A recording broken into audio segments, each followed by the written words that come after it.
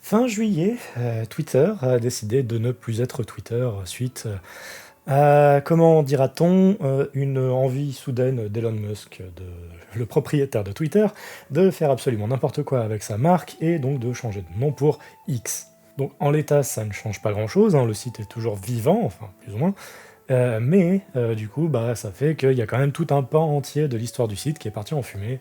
Pour l'instant, parce qu'en plus, au moment où j'enregistre cette vidéo, il y a potentiellement des litiges avec Microsoft qui possède la marque X, donc c'est très très rigolo. Le X de Xbox.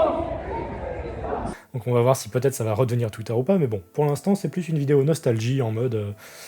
ouais, il s'est passé quand même beaucoup de choses hein, ces dernières années. Donc oui, concrètement, c'est un 36-15 My Life, hein, là, je vais juste raconter ma vie pendant un petit moment, parce qu'en vrai, j'ai quand même de très très bons souvenirs de Twitter, parce que je me suis inscrit dessus en 2011, donc il y a déjà 12 ans, et j'ai jamais vraiment quitté le site, en fait, c'est le site sur lequel j'ai passé beaucoup de temps. Je pense même que si je devais compter le nombre d'heures, ça se compterait facilement en mois, et voire peut-être même en années, alors, je sais pas. Mais du coup, ouais, j'ai passé énormément de temps sur ce site, et donc forcément, il s'est passé beaucoup de choses, et j'avais envie de me remémorer un petit peu de certains de mes moments les plus fameux, ainsi que certains des moments les moins fameux de ma carrière, parce que forcément, il y a du bon, il y a du moins bon, mais quand même, j'avais envie de faire cette vidéo pour me dire que les réseaux sociaux, c'est pas forcément le démon que tout le monde voit. Certes, ça peut l'être, mais dans mon cas en particulier, en tout cas, j'ai eu de la chance. Twitter, pour moi, ça avait été une source de beaucoup de trucs positifs, genre énormément de trucs positifs, au point que je peux légitimement dire que Twitter m'a sauvé la vie. Donc déjà, bah, ce qui s'est passé, c'est que Twitter, donc je m'y suis inscrit en 2011 pour une seule et bonne raison, c'est que bah, je commençais à rédiger pour le site prestartbutton.fr à cette époque-là. Donc vraiment, c'est dans la même foulée, en fait, j'ai décidé de m'inscrire sur Twitter parce que je savais qu'il y avait quasiment tous les potes de PSB qui étaient là-bas, et donc ben, on était tous ensemble en train de discuter joyeusement et tout. Et d'ailleurs, je me souviens encore à l'époque, ouais, ça fait vieux, mais je me souviens tous les vendredis où on faisait des Follow Friday, où en gros, ben, on racontait via un hashtag qui sont les gens à suivre sur Twitter et tout, c'était super rigolo. Mais du coup, ouais, c'était bonne ambiance et tout.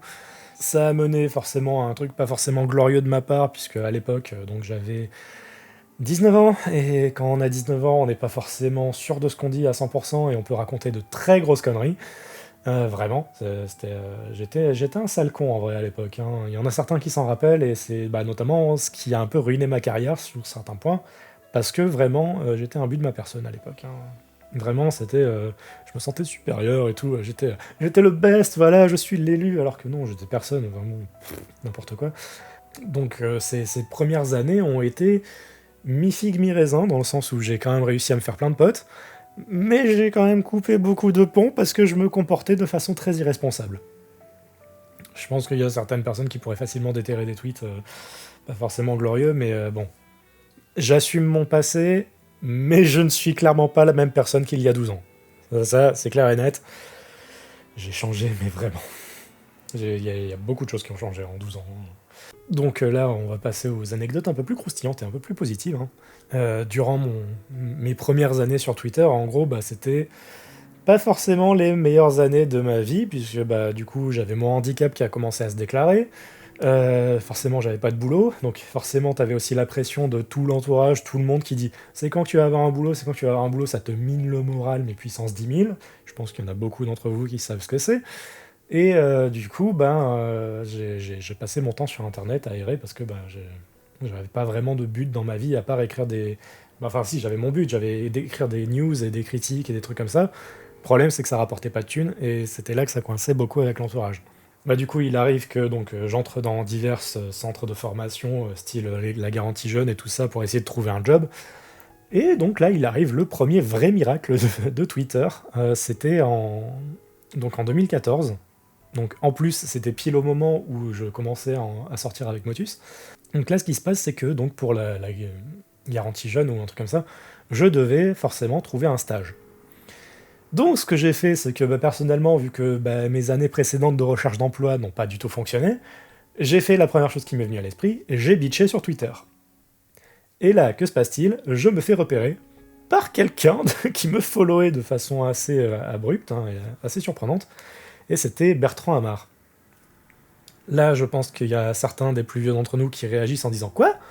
Parce que Bertrand Amar, c'était un producteur de télé qui s'occupait notamment de Canal J sur l'émission Reset, il était présentateur, et il était devenu producteur de pas mal d'émissions. Il avait notamment essayé de faire une version live de Buzz le Grand Quiz sur W9, il me semble.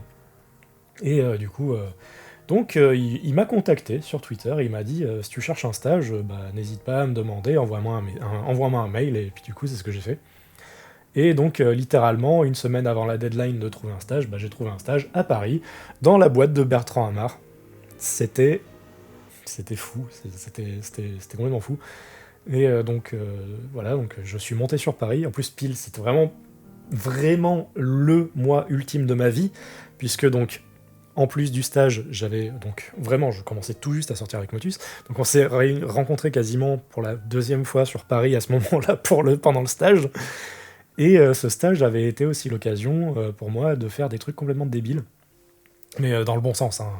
Et donc du coup, un soir, je crois que c'était le lundi pour le mardi ou un truc comme ça, il y a Bertrand qui s'approche de moi et il me fait Tiens, ça te dirait, on va organiser un reportage demain pour tester une Tesla avec Donald Renew, qui pilotera. »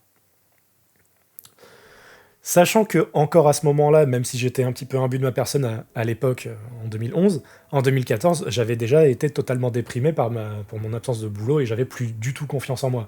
Donc déjà, que Bertrand me récupère, et qu'en plus il me propose une opportunité pareille, un truc complètement fou, de nulle part, en plus en mode, vraiment il le disait en mode c'est normal, c'est ce qui m'arrive tous les jours, tu vois, j'étais en mode... Ok, écoute, pourquoi pas. Donc le lendemain, on était allé dans le QG de Tesla à l'époque, à Paris, et il y avait Donald Renew qui nous accompagnait. Il y avait quelqu'un qui était à la caméra aussi à côté de moi, et donc on est montés tous les quatre dans une Tesla pour la tester pendant genre une demi-heure autour du périph' parisien.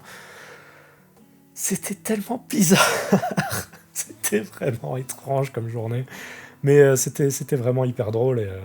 Non, vraiment, Donald pilote super bien, hein, parce que du coup, il est spécialisé Enfin, il aime beaucoup conduire des voitures. Ça se sentait, hein, il avait une bonne conduite, hein. C'était vraiment super chouette. Donc, il y avait ça, enfin, ce stage-là, ça avait été aussi l'occasion pour moi d'interviewer Aurélien Regard, qui était quelqu'un que j'admirais énormément à l'époque, et que j'admire toujours aussi énormément beaucoup aujourd'hui, parce qu'il avait notamment été un des cofondateurs du studio Arcado, qui à l'époque de la DS, c'était le studio français par excellence, qui faisait donc du Nervous Breakdown, Big Bang Mini, c'était vraiment des jeux super chouettes. J'ai pu l'interviewer, en compagnie de Bertrand aussi, et c'était vraiment un super moment. Et qu'est-ce que j'avais fait d'autre aussi ?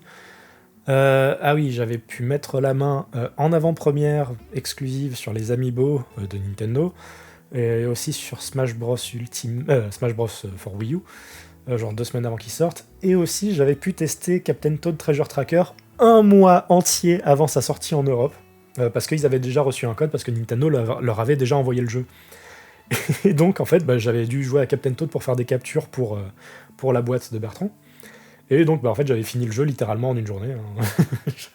J'avais commencé et fini Captain Toad plus ou moins dans la même journée pour tester le jeu, pour faire des captures, et c'était vraiment très très drôle. Donc ouais, c'était vraiment un très très bon moment. Et vraiment, c'est une des anecdotes les plus folles que je peux raconter toujours dans ma vie. Et c'est arrivé grâce à Twitter. Donc vraiment, c'était l'idée de... Je me suis plaint, j'ai eu un stage, et puis en avant rien, quoi. Mais je pense quand même que j'ai eu ce stage parce que j'avais quand même, malgré mes controverses passées, et surtout mon attitude un petit peu de rockstar, on va dire, malgré tout, ça avait fait que je m'étais démarqué du lot, et visiblement, ça avait attiré l'attention à une certaine époque. Mais clairement, c'est plus une image que j'ai envie d'associer avec moi. On peut toujours associer mon passé à moi, éventuellement, mais bon, moi, je m'en éloigne le plus possible, si vous voyez ce que je veux dire. Parce que vraiment, c'était pas glorieux, hein. C'était vraiment... Je me sentais, mais... dans le top du top, alors que non, j'étais personne.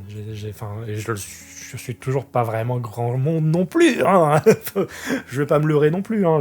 Vraiment, aujourd'hui, j'aborde la philosophie de je suis quelqu'un qui parle de ce que j'aime, et puis si les gens suivent, advienne que pourra, tant mieux. Mais ce sera pas pour autant que désormais je vais me comporter comme une rockstar, parce que j'ai déjà fait ça et je le regrette amèrement. Ah oui, et aussi, un autre truc complètement dingue qui s'était passé la même semaine que le stage et du coup la rencontre avec Moto Paris, c'était le fait que, je bossais encore pour la Fnac à l'époque et bon, c'était une des bonnes choses très positives qui m'est arrivée quand je bossais là-bas, mais du coup, il s'était passé que, littéralement, quand je devais monter sur Paris, il y a quelqu'un de la Fnac, en fait mon ancien rédac chef, qui m'a dit: «Alors, bon, bah, on a des places pour le concert de Nobuo Uematsu, si tu veux, on en a en rab». Je fais: «Bon, bah, écoute, ouais, enfin, le problème, c'est que moi, j'arrive le lendemain, tu vois?» Il a fait: «Bah, si tu décales ton voyage d'un jour, éventuellement, tu pourrais aller au concert». Donc forcément, j'ai dit oui, j'ai pris les billets, hein. Forcément, je peux pas dire non à Nobuo Uematsu, hein. Donc bah, j'ai changé mes billets de train, ce qui m'a coûté super cher parce qu'il faut savoir qu'à l'époque, je gagnais grand max 1 200 € par an, hein, pas par mois, par an, même quand l'URSSAF passait derrière. Et du coup, bah, un voyage sur Paris, ça me coûtait quand même super cher. Mais bon, j'ai assumé les coûts parce que bah, j'allais quand même faire le stage aussi chez Bertrand, donc j'ai payé, hein, j'ai douillé, mais j'ai payé, et donc bah, je suis allé au concert de Nobuo Uematsu, qui était super. Mais en plus, à ce même concert, il y avait une autre personne qui était venue pour son propre kiff, hein, et c'était bah, Kayane. Donc Kayane était au concert de Nobuo Uematsu, et je l'ai croisée du coup dans les couloirs via Twitter, puisque en gros elle avait tweeté ouais, je suis au concert de Nobuo Uematsu, ça va être trop bien, et moi j'ai fait ah bah j'y suis aussi. Et du coup, bah, elle a fait ah bah vas-y, bah faut qu'on se voit. Du coup, on s'est vu, parce que Kayane, pour une raison que je ne saurais expliquer, me followait déjà depuis quelques années. Euh, Vraiment, je me souviens plus en fait pourquoi on s'est follow, hein. Ne me demandez pas, je n'ai absolument plus aucun souvenir de ça. Mais je pense que c'était parce que je l'avais déjà vu plusieurs fois, genre à Animasia ou à. Bah, c'était Animasia parce qu'il n'y avait pas le Bordeaux Geek Festival à l'époque, mais bon, je l'avais vu à Paris Manga, mais c'était la semaine d'après. Donc du coup, je l'avais vu 2 fois en fait, pendant le stage, enfin pendant la période de stage. Et je pense que c'est ça qui a déterminé le second gros événement qui a sauvé ma vie grâce à Twitter, c'était le fait que Kayane m'ait pris sous son aile. Donc, pour la petite histoire, ce qui s'était passé, c'est qu'en 2015, mes contacts avec la Fnac se délitaient de plus en plus, parce que bah, le problème, c'est que quand t'es payé 1 200 € par an, t'as la pression non seulement du boulot, et la pression familiale qui fait qu'ils désespèrent tous de ne pas te voir gagner ta vie correctement. Donc forcément, bah, ça pesait sur mon moral, hein, de ne pas pouvoir gagner suffisamment d'argent pour vivre tout seul, hein. Et donc ce que j'ai fait, bah, c'est que j'ai claqué la porte de la Fnac au bout d'un moment, parce que le problème c'est que s'ils avaient des retards de paiement, mais bien vénères, hein, des fois je devais attendre 2 mois pour être payé. Du coup, bah, ce que j'ai fait, c'est que j'ai claqué la porte, je me suis plaint encore une fois sur Twitter, et ce qui s'est passé, c'est que bah, Kayane a repéré bah, mes tweets et m'a dit écoute, si tu veux continuer à écrire des articles de parler de jeux vidéo et toujours recevoir des jeux d'éditeurs, bah, n'hésite pas, j'ai toujours mon site. Oui, bah écoute, si ça peut dépanner une amie, puisque bah, on s'entendait vraiment super bien à ce moment-là, j'ai dit bah écoute, ok, moi je viens, y a pas de souci. Donc bah, j'ai décidé de bosser pour son site. Je précise, c'était gratuitement. La seule contrepartie, c'est que je recevais tous les jeux de la part des éditeurs gratos. Et en fait, ça me permettait aussi de perpétuer mon lien avec les éditeurs, puisque bah, j'avais mes liens déjà avec eux grâce à la Fnac. Mais là, du coup, ça me permettait de quitter la Fnac sans quitter mes liens avec les éditeurs. Donc ça me permettait aussi de continuer à bosser tranquillement, même si j'étais pas payé. Mais c'est pas grave, parce que, justement, 2 ou 3 ans plus tard, je me souviens plus exactement, je crois que ça fait 6 ans cette année. 5 ou 6 ans cette année, que j'ai été à grâce à l'INFA, je crois, c'était un truc de formation d'Aquitaine, j'ai pu accéder à une formation dans les métiers du web et de la radio. Et cette formation m'a permis notamment d'apprendre ce que c'était que Photoshop, le montage vidéo, de perfectionner mon montage vidéo, parce que bon, je savais déjà en faire un petit peu vaguement, mais là, ça m'a permis vraiment de bien savoir comment le faire. Ça m'avait permis aussi d'apprendre un petit peu à mieux poser ma voix pour la radio, parce qu'on avait... Le but de la formation, c'était de créer une web radio. Et on a fait ça. Et donc là, troisième moment Twitter, il fallait que je retrouve encore un stage. J'ai encore galéré. Donc, Je me suis encore plaint sur Twitter. Et puis là, il y a quelqu'un que je ne connaissais absolument pas qui m'a du coup proposé si tu veux un stage, on peut faire ça à l'INPI de Lille. Ce qui m'arrangeait parce que techniquement j'ai de la belle famille dans le Schnorr. Et donc là, en fait, j'ai bossé pour l'Institut national de la propriété intellectuelle. Donc tout ce qui était copyright et tout, sachant que je bossais déjà sur les chroniques de l'Outre-Monde à ce moment-là, je me suis dit ça peut être très intéressant d'en savoir plus sur le droit le droit à la propriété intellectuelle. Donc grâce à Twitter, j'ai eu ce stage dans le Nord. Donc j'avais juste eu besoin de payer le transport, et puis du coup j'avais l'hébergement, j'avais tout, j'avais juste le transport à payer parce que j'étais chez ma belle-mère, que j'adore de tout mon cœur au passage. Et du coup, vraiment, j'ai fait mon stage là-bas, c'était super rigolo. Ils ont dû me prendre pour un fou parce que je proposais des trucs complètement débiles, notamment un dossier de je sais plus quoi, mais en fait, le truc c'est que j'avais décidé de créer une sorte de pseudo-mascotte pour l'INPI, qui était forcément un renard comme Léo, hein. On se refait pas, mais du coup j'avais fait tout un dos avec des illustrations et tout, j'avais acheté une tablette graphique pour ça, et du coup, ils ont soumis le dossier, ils ont fait ouais non mais on va rester sur la formule habituelle, donc bon j'étais un peu deg, parce que personnellement j'aime bien quand c'est coloré, exprimé et tout ça, mais eux ils préféraient un truc carré et net, donc j'étais en mode bon bah écoute, au moins je me suis amusé pendant je crois que c'était 2 semaines ou un mois que j'avais fait le stage. Mais bon, du coup, voilà, c'était nimp. Et ça prouve que je suis absolument impossible à embaucher de manière classique parce que j'ai toujours des idées complètement débiles. Mais bon, du coup, voilà. Donc voilà, j'ai fini le stage, je suis rentré à Bordeaux et la formation s'est bien passée, c'était tranquille. Et là arrive ce qui devait arriver, forcément, c'est que parce que j'avais appris un petit peu plus à maîtriser tous les outils de montage vidéo et tout ça, j'ai repris ma chaîne YouTube, qui avait d'ailleurs fêté ses 4 ans cette année, hein, de revival, et j'ai aussi pu notamment demander à Kayane si je pouvais l'aider dans certaines tâches et être rémunéré. Donc c'est grâce en fait à la formation et un petit peu Twitter donc que je bosse pour Kayane depuis du coup quasiment depuis 4 ans maintenant. Ça fait 4 ans que je bosse pour elle, pour monter ses vidéos et tout ça. Et donc, grâce à Twitter, j'en suis là où j'en suis, hein, dans notre bel appart, moi et Motus, et on est très heureux, on a beaucoup pas d'enfants parce qu'on a juste un chat, beaucoup de peluches, on va dire, mais du coup, voilà. Et non, mais vraiment, en fait, c'est aussi grâce à Twitter que j'ai rencontré Motus, hein, parce que, notamment, là, c'est une anecdote un peu plus perso, mais qui est très rigolote, hein, c'est que donc j'ai rencontré Motus via Twitter, qui m'a follow, et puis on s'est follow, et puis on a discuté. Et le truc, c'est que j'ai littéralement déclaré ma flamme à Motus sans connaître son visage, parce qu'elle ne me postait son visage nulle part. Vraiment, c'était full anonymat, et le truc, c'est que en fait, j'étais tellement attiré par sa personnalité et son humour et juste sa façon d'être, en fait, que je me suis dit c'est sûrement la personne que j'aime le plus que de possible, en fait.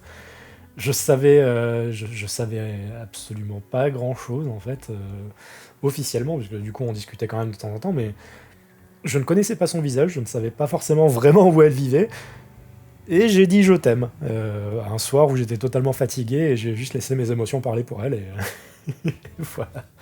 Donc, encore une fois, Twitter m'avait aidé, donc aussi bien à trouver un boulot, trouver des stages, trouver l'amour, avoir aussi une opportunité complètement débile de bosser chez un producteur ultra connu que j'apprécie énormément, avec notamment un des acteurs les plus en vogue de l'époque et même encore actuel, hein, avec Donald. Mais non, c'était. En fait, c'est pour ça que je suis un peu triste que Twitter, du coup, ait décidé de changer d'identité, parce que j'ai l'impression qu'il y a tout ce passé qui m'appartient, qui a décidé de disparaître indirectement à cause des lubies d'un milliardaire, quoi. Donc, bon. Ça veut pas non plus dire que mon passé est effacé, hein, forcément. Et en plus, ce qui est bien, c'est qu'il y a toujours, justement, Twitter existe encore, donc il y a encore toutes les archives qui existent, et donc je peux régulièrement retrouver des dessins que j'avais totalement oubliés, comme celui-là, qui est vachement drôle de la part de Matt, qui me fait toujours marrer d'ailleurs. Mais voilà, enfin, c'est l'idée que, voilà, donc, les réseaux sociaux, en fait, c'est quand même le démon, hein, ça n'apporte pas que la paix intérieure, et je dois avouer qu'en ce moment, avec tout ce qui se passe dans le monde et dans ce pays, malheureusement, l'anxiété, elle a grimpé en flèche, mais il y a toujours cette idée que, en fait, si on est dans le bon cercle dans les réseaux sociaux, il y a toujours moyen d'en avoir une très belle expérience, et du coup, de parfois avoir des opportunités, si on tombe sur la bonne personne au bon moment. Et oui, c'était vraiment de la chance, mais de fou. Mais voilà, être sur Twitter, en vrai, ça m'a permis de survivre, puis de vivre. Donc en vrai, même si, bon, forcément, je sais qu'il y a certaines personnes qui diront «Ouais, mais tu passes tout ton temps sur Twitter, c'est pas une vie». Bah, moi, si, pour moi, pour moi, c'est ma vie, hein. C'est comme ça que je l'envisage, et aussi, c'est comme ça que j'ai rencontré tous mes amis, que je vois souvent IRL, et avec qui je m'amuse, je m'amuse beaucoup régulièrement. Et voilà, donc. C'est bizarre, je pensais pas être émotionnel en vrai en parlant de ça, mais ouais, non, voilà, c'est juste que j'avais envie de vite fait vous partager mon expérience de vie. J'en profite aussi pour dire que désormais je suis sur Blue Sky aussi, donc le concurrent de Twitter qui est plutôt pas mauvais en vrai, même s'il manque encore les feeds de likes, et notamment vraiment juste les likes pour voir ce qu'on a aimé, c'est toujours cool, parce que ça permet aussi de se créer sa petite galerie, et ça manque aussi de l'onglet médias, donc on peut pas voir les images que l'on a postées nous, ce que je trouve un peu dommage, mais ça reste quand même un très bon site. Et en plus, en ce moment, il y a toute une vague de nouveaux arrivants, donc je me régale les yeux avec plein de dessins de tout le monde, donc en vrai c'est pas mal, hein, il y a une bonne ambiance. Même si Blue Sky pour l'instant c'est que sur invitation, donc faut avoir de la chance, ou tomber sur les bons contacts encore. Mais non, je suis sur Blue Sky, hein, @red, Blue Sky, machin machin. Si jamais vous êtes sur le site, vous pouvez me follow là-bas. N'hésitez pas d'ailleurs à dire dans les commentaires si vous avez aussi ce genre d'histoire un peu folle ou cool qui sont nées des réseaux sociaux et notamment de Twitter. Tant qu'à faire, on va profiter de cette vidéo pour faire une sorte de petit moment d'émotion en groupe où tout le monde se confie sur les bienfaits de notre réseau social préféré. Et du coup, voilà quoi, on va s'amuser un petit peu. Donc vraiment, j'ai vraiment hâte de lire vos histoires parce que je les trouve toujours super intéressantes et super marrantes à lire. Enfin, marrantes, ça dépend desquelles, hein, mais vraiment, je les trouve très intéressantes. Sur ce, j'arrête de raconter des conneries. C'était Red, je vous dis à plus. Ciao.